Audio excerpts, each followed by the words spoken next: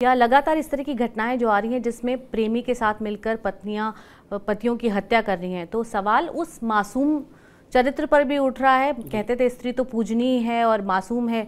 ऐसी घटनाओं की वजह क्या लगती है? क्या कलयुग है ये? मुझे लगता है चित्र, चरित्र और निर्माण ये सोपान है, ये सीढ़ियां हैं। ये सब कुछ जो हो रहा है इसमें आश्चर्य करने के बजाय हमको आपको अपने घर में झांक कर देखना चाहिए, क्योंकि ये सब तरफ चल पड़ा है। ये हर घर घर की कहानी होने जा रही है अगर आपने अभी नहीं रोका। क्योंकि जो तुम शिक्षा दे रहे हो, जो तुम पाठ पढ़ा रहे हो, जिस तरीके से बच्चों को आप पालन पोषण दे रहे हो, आज आप वास्तविकता माने बहुत कम आयु के बच्चे उस व्यवस्था की तरफ चल पड़े हैं जिस व्यवस्था की तरफ जाने में लोगों को कम से कम 20 साल का तो होना ही होता था। मैं उस प्रेम की बात कर रहा हूं, उस प्रेम पास की बात कर रहा हूं। और प्रेम जहां साधना होता था, आज वहां प्रेम वासना है। जहां प्रेम आदर, सम्मान, कीर्ति और समर्पण का दूसरा नाम था, आज प्रेम वहां केवल और केवल वासना, स्वार्थ और निजी तारतम्यता को बढ़ाने के लिए यूज करने वाली व्यवस्था का नाम प्रेम है। प्रेम को बहुत अलग तरीके से परोसा जा रहा है, प्रेम को बहुत खराब किया गया। आपकी संस्कृति में सबसे बड़ी आपके पास पूंजी थी, वो उसका नाम था प्रेम। होली और दीपावली में पूरे गांव के लोग एक साथ इकट्ठे होते थे। ब्याह में एक घर में ब्याह होता और पूरे गांव के लोग इकट्ठा होकर के व्यवस्थाएं करते। सबके घर से वो चारपाइयां आती, सबके घर से वो व्यवस्थाएं की जाती। हर घर घर का नया बच्चा, नवयुवक बच्चा, बूढ़े लोग, हर उम्र के लोग उस व्यवस्था में लग जाते मानो उनके घर का ही ब्याह है। ये जो सौहार्द है ना, ये जो प्रेम है ना, इस वात्सल्यता की व्यवस्था से हमें अपने को फिर से जोड़ना होगा। हमें फिर से रामायण पढ़ना होगा, हमें फिर से गीता का ज्ञान लेना होगा। आप सब पढ़ो, आप और एआई पढ़ो, इसमें दिक्कत नहीं। हम लोग भी सनातन एआई लेकर के आ रहे हैं। सनातन की सारी व्यवस्थाओं को हम एआई में डेवलप कर रहे हैं। यद्यपि ये हजारों करोड़ों का काम है, यद्यपि ये बहुत ताकत का काम है, यद्यपि इसमें बहुत समय लग सकता है, पर ठीक है, प्रारंभ तो कभी न कभी करना होगा ना। हमने भी प्रारंभ किया है, हमने भी स्कूल स्टार्ट किया है। हमारे पास यूनिवर्सिटियों के साथ साथ इन व्यवस्थाओं के लिए भी हम लोगों ने अपनी ताकत लगानी प्रारंभ करी। लेकिन कोई भी अकेला चना भार नहीं फूंकता ना, हम सबको लगना होगा। वो सौहार्द, वो प्रेम फिर से बरकरार करना होगा। पहले लोग डरते थे पड़ोसियों से, पहले डरते थे चाचा देख लेंगे, पापा देख लेंगे, ताऊ जी देख लेंगे, उनके दोस्त देख रहे हैं, हमारे गांव के वो फलाने व्यक्ति देख रहे हैं। आज तो कोई भय नहीं है। आज एक ही फ्लैट में रहते हुए दूसरे पड़ोसी को लोग जानते नहीं, कई कई साल से रह रहे हैं, अगल बगल में एक दूसरे को जानते नहीं, एक दूसरे से परिचय नहीं है, एक दूसरे का कोई सुख दुख नहीं लेता। मैं भी कुछ 2-4 दिन पहले किसी के यहाँ रुका, लिफ्ट में नीचे जा रहा था तो कोई परिवार साथ में उतर रहा, तो मैंने अपनी तरफ से उन्हें नमस्ते कहा कि जी नमस्कार। उन्होंने मेरी तरफ देखा और मुझे ऊपर से नीचे तक देखा और उसके बाद मुंह घुमा लिया। तो ये कौन सा भारत है? ये किधर की तरफ हम जा रहे हैं? ये क्या करने जा रहे हैं? सख पतंग जलता है लेकिन संग संग दीपक जलता है और दोनों ओर प्रेम पलता है। उस प्रेम की व्यवस्था में अगर हम आगे नहीं बढ़े, प्रेम को फिर से हमने पनपाया नहीं, तो ये जो हम लोग देख रहे हैं ना न्यूज, हर तरफ आपको एक नई न्यूज दिखाई पड़ेगी। और ये सौहार्द नहीं है। और ये केवल फ्लैटों की बात नहीं कर रहा हूं मैं पड़ोसियों की बात नहीं कर रहा हूं। घर के अंदर 3 बेडरूम का मकान है, तीनों बेडरूमों में अलग अलग लोग रहते हैं, लोगों की अलग अलग मानसिकता है, लोग एक दूसरे से बातचीत नहीं करते, एक दूसरे से के कमरे में गए हुए कई महीने हो गए होंगे। और सबसे बड़ी बात पता है, सोशल मीडिया पे तो हेलो हाउ आर यू कर सकते हैं। हेलो के बाद एक प्रोटोकॉल है, आपको हाउ आर यू कहना ही पड़ता है। हेलो हाउ आर यू, कैसे हो? पर घर में अपने ही लोगों से पूछे हुए न जाने कितने वर्ष हो गए होंगे, पूछा नहीं होगा कि तुम कैसे। लेकिन ये वही भारत जब आप कहते हैं तो ऐसा लगता है स्थिति बहुत खराब है। लोग कनेक्टेड नहीं है, या धर्म का ज्ञान नहीं है, या आत्मचिंतन नहीं है, संयम नहीं है, और संस्कृति के प्रति उनकी जो समझ है वो नहीं है।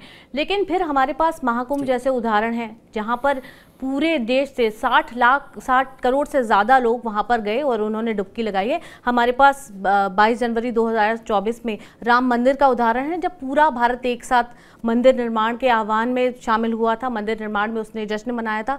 तो ये 2 तरह की तस्वीरें देखने को मिलती हैं।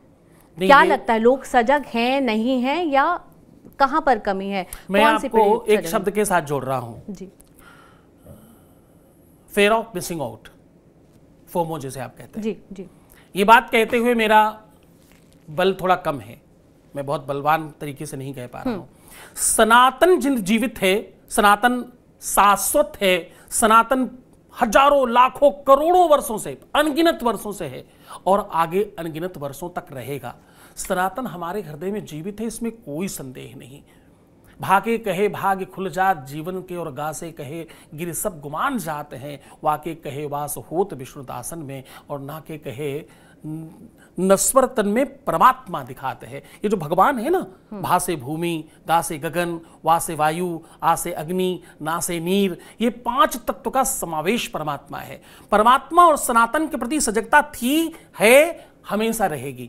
भगवान को आप कैसे समझते हो, आप सनातन को कैसे समझते हो? ये 60-65 करोड़ लोगों का जाना जागरण है, इसमें कोई संदेह नहीं। 100% सनातन जागृत हो रहा है, लोग अपने आप को समझ रहे हैं, अपनी अस्मिता को जान रहे हैं और सनातन की तरफ बढ़ रहे हैं। बहुत अच्छा है, पर आपको ज्ञान भी तो चाहिए, उसके बारे में समझ भी तो चाहिए। वहां जाके क्या करना और क्या नहीं करना ये भी तो आपको जानना होगा। आपको पढ़ना तो पड़ेगा ही, आपको जानना तो पड़ेगा ही। आप देखो, एक वो तबका है, एक वो लोग हैं जिनके यहाँ 95% लोगों को ये कहीं ना कहीं किसी न किसी तरह से पता है कि कुरान क्या कहती है और कुछ आयतें जरूर याद हैं। ठीक है, मैं पीछे कुछ दिनों का मुझे बुखार सवार हुआ कि मैं समझूं कि क्या ऐसा लिखकर चले गए और क्या ऐसा बता गए जिसके लिए ये इतने पागल हैं। तो मैंने पढ़ा, कुरान पढ़ा, हदीस पढ़ी, मैंने देखा उसमें बिस्मिल्लाहिर्रहमानिर्रहीम अल्हम्दुलिल्लाह रब्बिल आलमीन या नबतून या अस्तईन बलदवालीन आमीन। मैंने खूब पढ़ा, खूब समझाना, खूब समझा उसको। हाँ, उनके यहाँ 100 में से 95% लोग आयतें जानते हैं, मंत्र उनके अपने समझते हैं, अपनी जो उनकी व्यवस्था वो जानते हैं। हमारे यहाँ 100 में से 5% लोग ही हैं जो थोड़ा बहुत सनातन को पूरी तरह से जानते और समझते हैं और सनातन को वैसा फॉलो करते हैं जैसा करना चाहिए। परमात्मा को आप उसके प्रति आपकी सौहार्दता हो। हमारे यहाँ भगवान को लोग कैसे याद करते मालूम?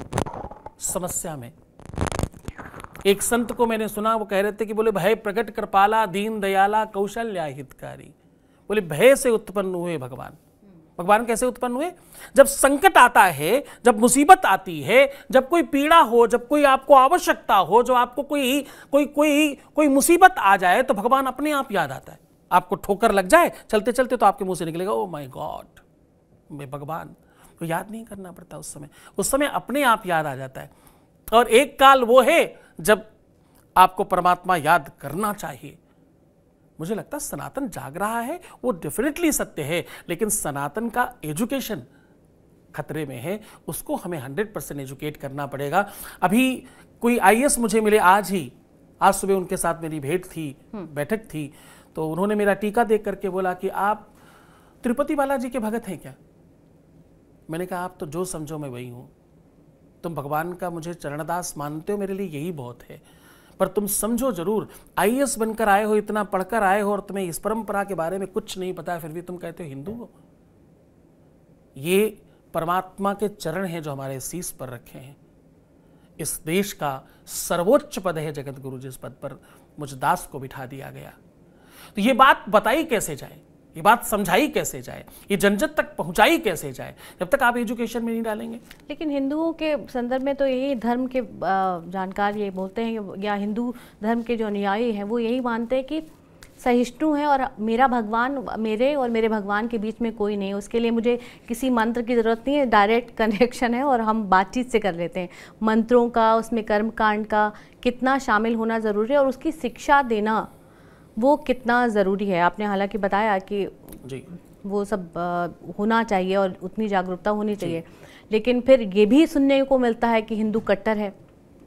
नहीं, ये मुझे लगता है सकाम और निष्काम भाव का संदर्भ है। आप निष्काम भाव से, जो जैसे मुझे संगीत सुनना बहुत पसंद है, सुनते रहिए।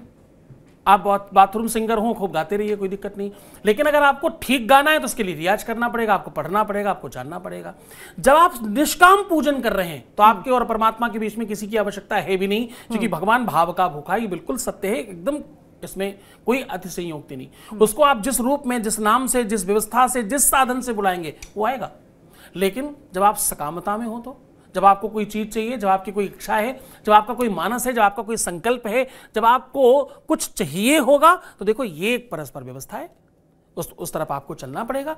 आप बहुत भावुक हो और आप बहुत प्रेम करते हो अपने बच्चों को, आपको खाना बनाना नहीं आता, आपने आटा, दाल, चावल, सब्जी, रोटी सब एक ही बर्तन में डाल दिए और पका के खिला दोगे, ये सही होगा क्या?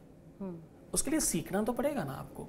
प्रेम होना, वात्सल्य होना, ममता होना, स्नेह होना अलग व्यवस्था है, और उसको मानना, उसको समझना, उसको जानना, उसको समझ कर करना अलग बात है। अब आपने अस्तर के तिलक का जिक्र छेड़ ही दिया, तो मैं यही जानना चाहती हूँ, त्रिपुंड और इसमें के बीच में क्या अंतर है, या किसी अनुयायी के हिसाब से कौन सा लगाते हैं? हमारे यहाँ 4 संप्रदाय हैं और अलग अलग संप्रदायों के आधार पर फिर बंटवारा है तिलकों के आधार पर। तिलक से आप परिचय समझ सकते हो, परिचय का एक सोपान है, उसकी एक सीढ़ी है। त्रिपुंड वो लोग लगाते हैं जो भगवान शिव के उपासक हैं, शैव संप्रदाय से हैं। ऊर्ध्व या लंबा तिलक वो लगाते हैं जो राम, कृष्ण, हनुमान के उपासक हैं। वो ये जो हमने तिलक लगा रखा है इसको रामानंदी तिलक बोलते हैं। ऐसे 7 प्रकार के अलग अलग तिलक हैं, तो उसमें से एक ये रामानंदी तिलक है। भगवान जगतगुरु रामानंदाचार्य जी ने संसार को भक्तिमय करने के लिए जो अद्वितीय प्रयास किए, ईश्वरीय प्रयास किए, बस उसी कीर्तिमान का ये सूचक है और स्टैंप है कि ये परिचय पता चल जाता है कि हाँ जी, ये जगतगुरु रामानंदा संप्रदाय से, रामानंदाचार्य भगवान की संप्रदाय से हैं। ये उसका पहचान है, उसका परिचय है। क्योंकि सन्यासी जो है, जो अपना सिखा, जनेऊ, अपना नाम, अपना गोत्र सब त्याग देते हैं, संसार में नहीं आते, वो शंकराचार्य निर्माण करते हैं। जो वैष्णव हैं, जो सनातनी हैं, जो राम, कृष्ण, हनुमान, दुर्गा के उपासक हैं, वो जगत गुरु निर्माण करते हैं। तो ये 2 परंपराएं हैं। जब भगवान शंकराचार्य जी को संसार में आना हुआ, संसार में प्रचार करने के लिए आना हुआ, तो उन्होंने भी अपने नाम के आगे श्रीमद् जगत गुरु लिखा, फिर शंकराचार्य लिखा, तब उन्हें वो अनुमति मिल सकी कि वो गृहस्थों के बीच में आके धर्म प्रचार कर सके। अभी की जो स्थिति ऐसा भी नहीं है कि लोग बिल्कुल धर्म कार्य में नहीं शामिल होते। बहुत से लोग हैं वो कहते हैं वक्त नहीं मिलता, तो अपनी सामर्थ्य के हिसाब से और अपने वक्त के हिसाब से दान देने का कार्य वो करते हैं। सेवा, भक्ति और दान, इसमें क्या फर्क है? जो लोग ये सोचते हैं कि मात्र धन का दान देने से क्या आप अपने कर्म पूरे कर रहे हैं, अपना जो पुण्य का हिस्सा है, या फिर दान देने मात्र से आप अपना कर्म पूरा कर पाते हैं? जी, आपके फिर प्रश्न में 3 प्रश्न हैं और तीनों को मैं अक्षर सा बता रहा हूँ। एक तो जब आप धर्म की बात करते हो तो धर्म कोई समय का बंधन नहीं कि आप कितनी देर धर्म करें, और धर्म मंदिर जाना, पूजा करना, अनुष्ठान करना, यज्ञ करना, ब्राह्मणों को भोजन कराना मात्र नहीं है। धर्म का मतलब है सोपान है। स्त्री धर्म, पत्नी धर्म, पति धर्म, नैतिक धर्म, शिक्षा धर्म, कार्य धर्म, राज धर्म, नीति धर्म, बहुत सारे धर्म हैं। तो धर्म का मतलब जब आप अपनी निष्ठाओं का पालन करें, उसका मतलब है आप धर्म को समझ रहे हैं और धर्म को जानते हैं। परमात्मा को हम इसलिए धन्यवाद करते हैं कि आज आप घर में पानी इस्तेमाल करो, वाटर टैक्स आता है, सड़क पर चलते हैं, रोड टैक्स आता है, दुनिया भर के टैक्स है। ये अच्छा है बुरा है उस संदर्भ में नहीं, लेकिन आप इसको समझो, परमात्मा ने सकल भूमि गोपाल की, परमात्मा ने सब आपको दिया, पर किसी भी तरह से कोई टैक्स नहीं लेता ईश्वर। तो उसका धन्यवाद है, वो आप जिस भी रूप में कर सकें, वो सौहार्द है, जैसे भी आप कर सकें।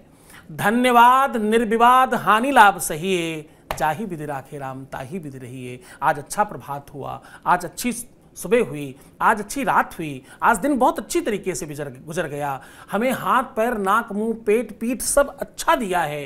ये सब बातों के लिए धन्यवाद निर्विवाद हानि लाभ सहिए, जाहि विधि राखे राम ताहि विधि रहिए।